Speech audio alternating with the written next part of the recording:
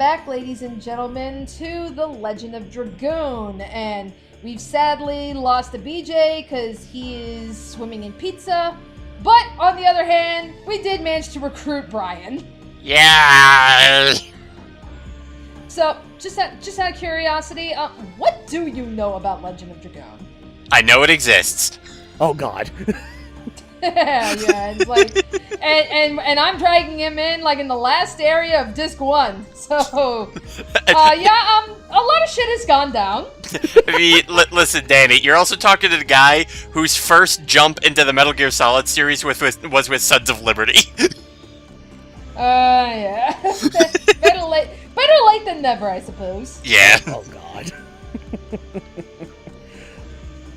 Alrighty, so... Like, I'm just sitting there playing Sons of Liberty, I'm like, the fuck's a Zanzibar? Alright, What the hell is Metal Gear? Yeah, so basically, with that first cutscene, so silver-haired dude, Lloyd, that is our big bad guy, and he is talking to Emperor Dole, who is another big bad guy. He's the one that is responsible for this civil war that has been plaguing this first disc. So... we're now in, we're pretty much at the Emperor's, like, stronghold now. This is the last area of the game, of, Disc 1. So, pretty much, this video and the next video is finishing up Disc 1, putting an end to the Civil War, and, just finally, confronting the big bad guy of this disc. So, I just want to make a clarification. We're playing as Lloyd Irving? That's Tales of, you idiot! Yeah. Would not be the first time, like, because, like, one of the biggest criticisms that even I've noticed, like, when I go back and, like, reread, like, old reviews, like, one of the biggest criticisms of Legend of Dragoon was the fact that, like, a lot of people are like, oh, they're just taking, like, ideas and inspirations from other games. Like, Final Fantasy VII, you're like, they just took a lot of ideas from Final Fantasy VII and just retooled it, and it was like, in a way I can see that, but I think Legend of Dragoon, for the most part, has done enough, at least, to, differentiate itself. Like, you're not going to confuse Legend of Dragoon for Final Fantasy VII. Yeah. It's just not going to fucking happen. Yeah, and I mean, even then, it's like, you eventually get to a point within creating things like media where you just have so many people doing really good ideas that you kind of can't help but take what already exists and try to add your own twist to it. Right. That's like, again, like, yeah. look at JoJo's Bizarre Adventure and compare that to the Persona series. I mean, both, like, the whole big power thing behind both of them is the fact that you've got people that can, summon these creatures that basically personify themselves. But they both handle the concept so radically different that it's just like, yeah, you are not going to confuse JoJo for one of the Persona games. No. They've handled it so radically different. Yeah, of course they have their similarities, but considering how, like, the creators behind both JoJo Bizarre Adventure and the creator behind Persona, they make it so different that, yeah, you're absolutely right. You cannot mistake the two. It's like, impossible to do so. Yeah, I remember the episode of JoJo where Jotaro had to put a gun to his head to summon his oh, wait. Oh man. I think the closest that Persona ever got to, like, almost, like, almost going down the same path as a JoJo was Persona 4 with JoJo Part 4. It's the closest they get to it, but even then, there's still enough of a difference to tell that it's like, yeah, one's clearly different from the other. Yeah, actually, it's like JoJo's Bizarre Adventure have a huge Teddy in their series. Wait for it. Wait for it. Oh god, no. No, it's like, I'm just sinking, though, back to my comment about, like, oh, you don't have any of the Ojo characters put a gun to their head to get their stamp. Like, wait a minute, that's literally how Jotaro found his! What a ripoff.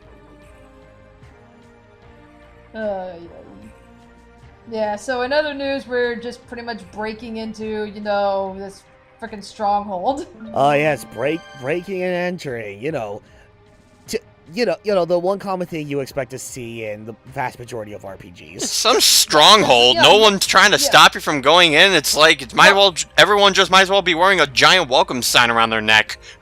I know, really. It's like, it's like, okay, the whole idea is supposed to be, the castle, it's too well guarded. We gotta sneak in. Never mind the fact that we have the power of dragons on our side. So it's like, and we still wipe out mooks, by the dozens. So it's like, honestly, I don't see a difference. It's like, yeah, why couldn't we just storm right through? I mean, I think we can take them. But, I mean, the whole idea is supposed to be it's too well guarded, so we're sneaking in through the back, and, in this city, there's basically, like, a little rebel group going on, and, this little rebel group, like, okay, they've dug, like, tunnels and shit, like, they found a way to actually get into the castle, and it's another one of those things where it's like, I guess the idea is supposed to be that even though they know how to get into the castle, they're not well armed enough to be able to, like, stage a coup themselves.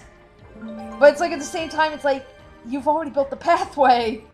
Why aren't you using it? It's just, it's convenience really for the game. So it's like, because it's just one of those things like, well, if you know you don't have the means of doing it, then why are you building it? Right. Like, why are you digging the tunnel if you know you can't use the tunnel? Said everyone in America about the wall. It's like going back to like the whole like a concept of like a breaking and entering being like a common like thing you can do in most RPGs. It actually reminds me of okay, it's like if you guys remember like when JonTron like reviewed like all of these like video games based off of Hercules or whatever. Yeah. And it's like the last game he did his take on was like the Hercules Game Boy Color game. And it's like I think it's like the first, and it's like even though it was from a review per se, it's like it was like the first instance I ever run into a situation where it's like, okay, you're in a game that's kind of on the lines of like Pokemon or like any other like classic RPG you would play on like a Game Boy Color or whatever. You go into the person's house, you talk to one of the NPCs, and the NPC in question states, and I quote, "Get out of our home." That's like the only instance I've ever. You never see that in any other instance in an RPG where you could just casually walk into somebody's home unannounced and just talk to the NPCs. You never see that. I've only seen that just from Hercules on the Game Boy Color. Actually, it's funny because I believe it's in Pokemon Sun and Moon, you can actually go into the motel that Gladion rents, and if you talk to him, if you walk into his apartment and you talk to him, he just says to you, "Get out." Are you serious? Yeah, he actually says that. He's just like, "Get out." No, nothing else added to it. He just like, "Get out." Yeah, just get out. Like the edgelord he is. Wait, whoa, Popo is in this game. Hi, I'm Popo. Oh, God damn it. You will go down the back entrance and fuck them in the ass. Alright, everyone listen up if you want to help save the world. You mean you can help save the— Shut up, maggot! Yes, sir! Okay, I gotta stop. Popo's doing backflips like down the fucking stairs. It's like, this is some Exorcist bullshit going on here. I'm fucking high right now. I'm so high right now.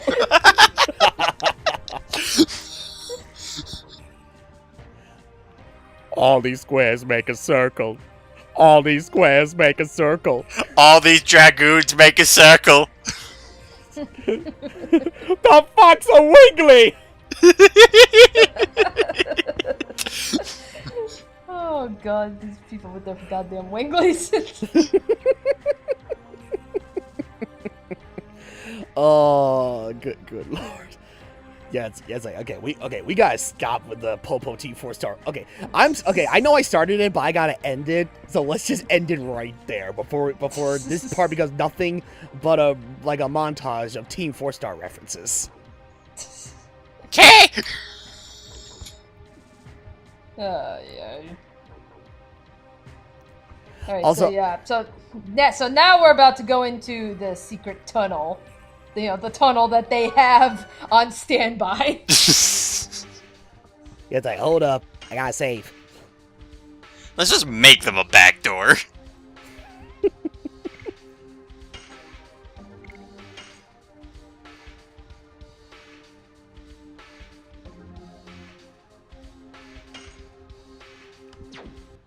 Dang, I just noticed you got 20 things of Stardust. Yep.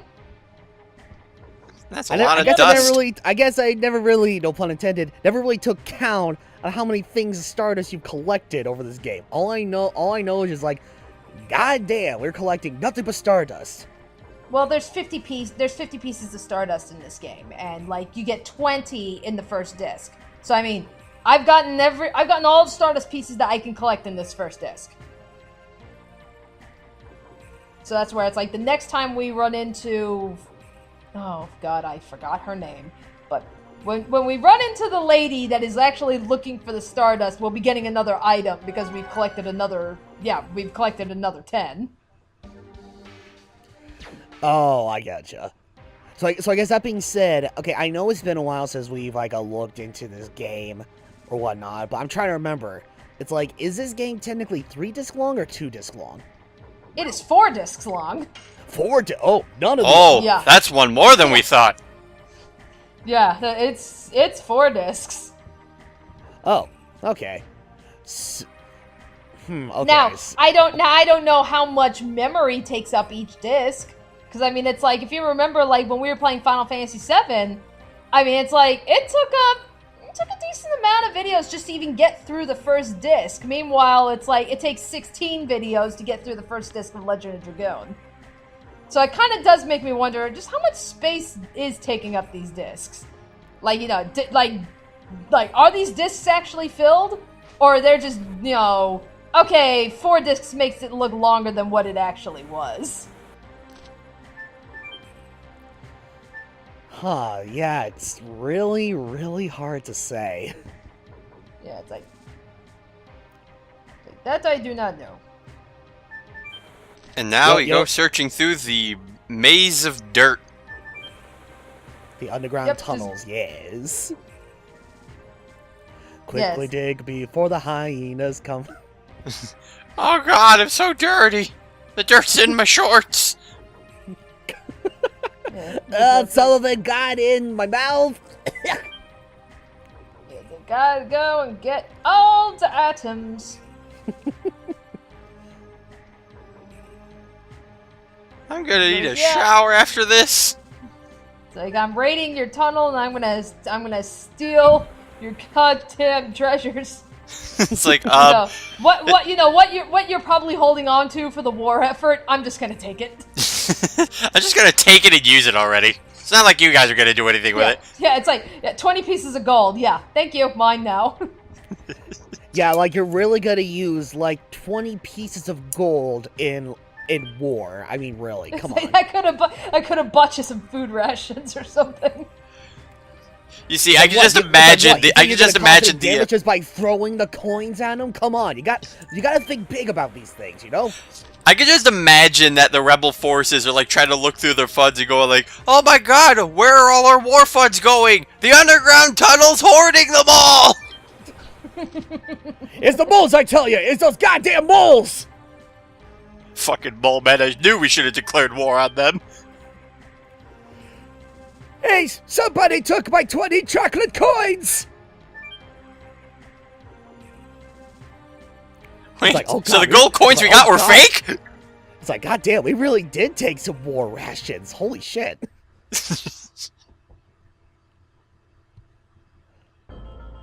Alrighty, so we are in the castle now, and it's like, yeah, we're just gonna mow down the mooks, you know. The mooks, that are hiding out in the underground of the castle, as opposed to the mooks that are just at the gate. Alright, but with that said, so now we gotta talk. Now I can actually show off Hashel. So Hashel, he is a very good fighter. You know, it's like he's very much a physical attacker. And, you know, like I said, give him proper equipment, the guy can actually be fucking broken.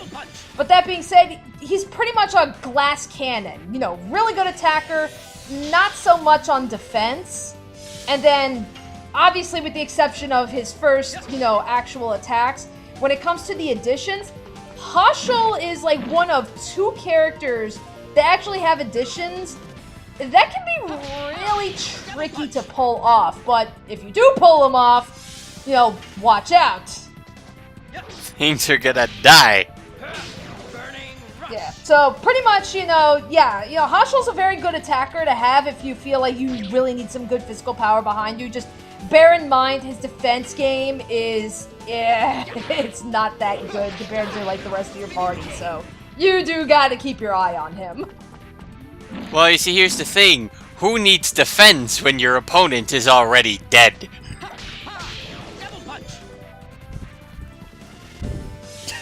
Nani? Using that galaxy brain.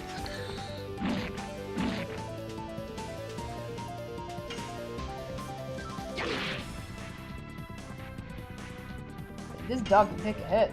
Yeah, actually, you know, speaking of, it's funny, Danny, because in Rurouni Kenshin, there's a character by the name of Sanosuke Sagara who gets into a fight with Saito Hajime, and he's also a really big fist brawler, and he got to this fight with Saito, and he got the ever-living piss beaten out of him, and then Saito pretty much tells him that your punches are strong, but your defense game is terrible. You need to know how to block. And then, out of sheer spite, Sanosuke declares to himself, I will never block another punch again. What? It's like, so he gets his ass handed to him, and then he's like, I'm not going to do the thing that will keep me from getting my ass handed to me? Yes, he will never block another punch again, and he says it out of spite! Huh. What the fuck? Alrighty then. Alright. It's like, stop, criminal! And then it's just gone. No, wait! Whatever you do not make physical contact with them! If you do, you will vanish! They RTD toxic in TF2! Don't stand near them! Alright, sir, you are not permitted to go any further. Wait, I don't feel so good.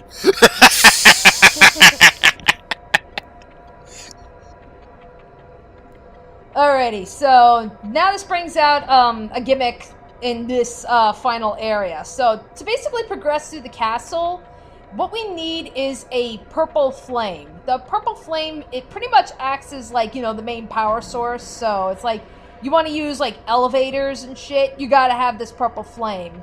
And you basically go to these researchers, and yeah, they're pretty much gonna give it to you. So they're like, oh hey, we need a purple flame. Oh yeah, sure, here you go. Or like, spiral when you need them. They don't even fucking question it. They're just like, yeah, okay, sure. By all means. Yeah, we weren't gonna do anything with this purple flame anyway. We just had this for aesthetic. I mean, it's not like we have our name on it, so just take it. We just found it like lying on the ground, and we weren't gonna do anything. So no, by all means, go ahead, take it. Have fun. Huh. Well, I hope you also don't mind I take this social security card, too. Oh, that's fine. Wait, what the hell? It's like, again, it's one of those things that I think they're under the impression that we're supposed to be like mercenaries on their side.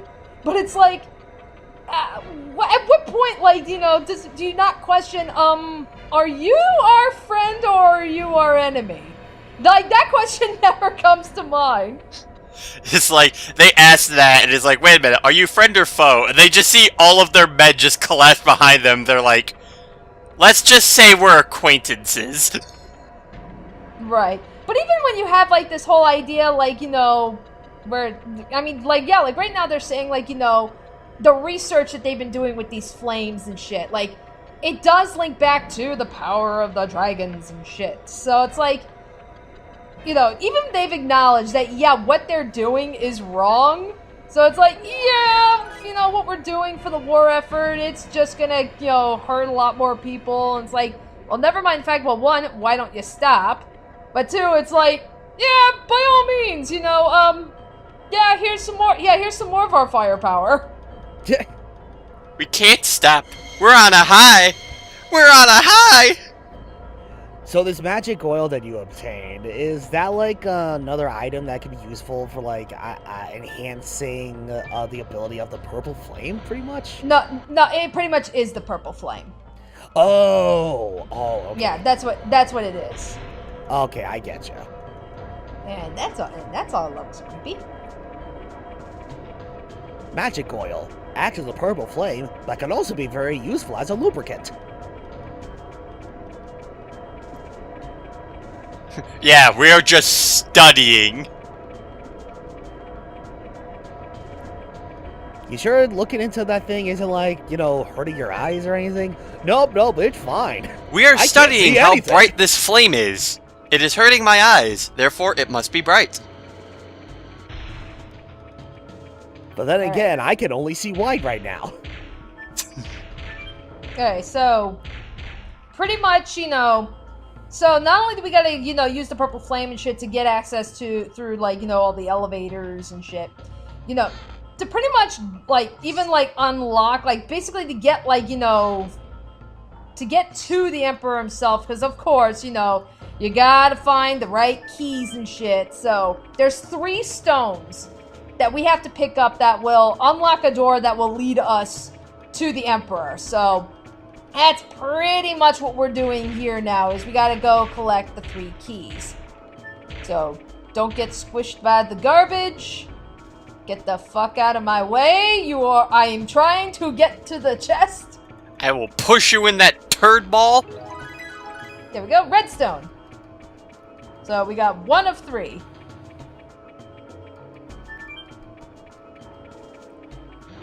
Yeah, it's like I love it. Like these guys, like up in the front, they're just like standing there. They're just like, yeah, okay. Oh, criminal! I mean, that's like, this is like Monty Python levels of not giving a shit.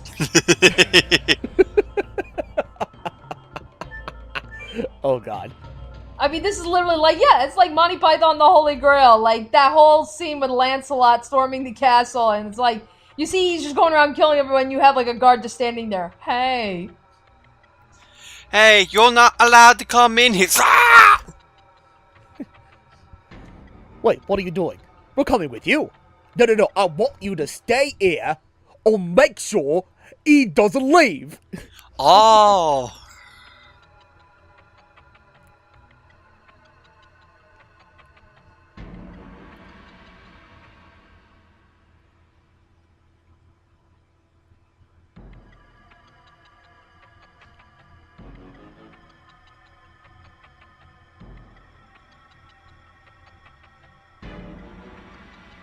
Yeah, they said you were fat. Excuse me?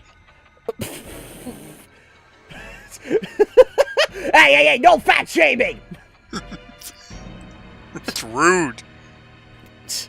It's like, whoa, but that wasn't even my intention, for God's sake. Chill the fuck out. And hey, the other guy said it, and dog. Oh. Hi? Yeah. Yeah, the guy's like, I'm gonna transform into a mighty Cerberus and kill you all. And he turned into a puppy. Huh, I didn't know we were playing Silent Hill 2. I was just about to say, actually. I kind of got some Silent 2 ending vibes. Like Silent Hill and Silent Hill 2. He's like, nah, where's my spaceship? Where's my silly corgi music? Wait. Oh god, you know what? I just remembered. Okay. I don't know if it's considered... Okay. Are any of you two interested in trying out the game Catherine at any point? And if so, do you even give a crap about spoilers? I do not care about spoilers. Yeah, I already know how the game goes down. Oh, shit, you play Catherine? No, but I've seen Let's Plays of it. Oh, okay, cool. Because, yeah, it's like, during, like, a last Halloween, I remember, like, thanks to being a PlayStation Plus member, one of the free games I was able to get was Catherine, the extended cut. And upon doing like my first like completed run through of the game, I did a little bit more research. Turns out one of the secret endings, if you pull it off just right, it is another ending, and it's literally like you could say it's very, very similar to how that one ending in Silent Hill 2 ended. It ends with dogs. Okay. Yes. Alrighty. And what's funny about it? It's like yeah, you get a shot of these two dogs like talking like regular humans. One of them happens to be like a general. The other dog happens to be like a soldier or something. And they talk about like world domination because you pretty much abandoned like the first dog like you run into like at the very beginning of the game. But even after all of that, it's like they label all these endings, and apparently that particular ending with the dogs, they pronounce it as the quote-unquote canon ending. Amongst all the others. Alrighty then. So I guess with that said, so join us next time. The next video will be the finale for Disc 1, and it's a long one, just because, you know, we do gotta cover like the last few fights. Oh, gotcha. Alrighty.